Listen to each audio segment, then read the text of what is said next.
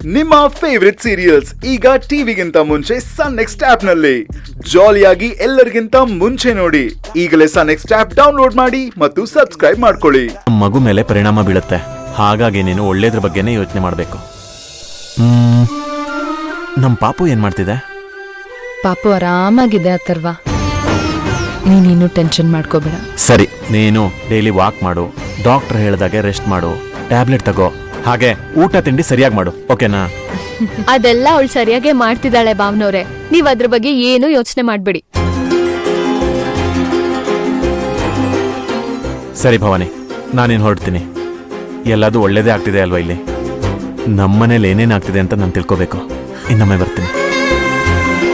ಬಾಯ್ ಬಾಯ್ ಬಾಯ್ ರವಿ. ಬಾಯ್.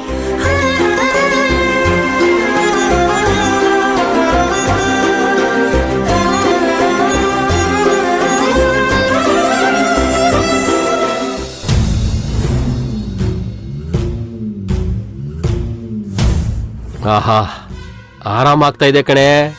ಇದೇ ಸರಿಯಾದ ಟೈಮು. ಯಜಮಾನ್ರು ಖುಷಿಲಿದ್ದಾರೆ. ಈಗ ನಾನು ಕೇಳೋದನ್ನ ಕೇಳ್ಕೊಂಡ್ಬಿಡ್ಬೇಕು.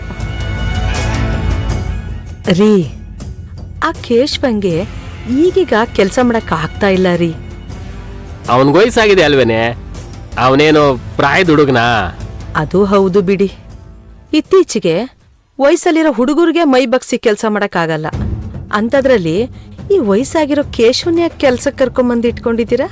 ಯಾಕೆ ಅಂದ್ರೆ ಕೆಲ್ಸಕ್ಕೆ. ಗೊತ್ತಿಲ್ವಾ ನಿನಗೆ?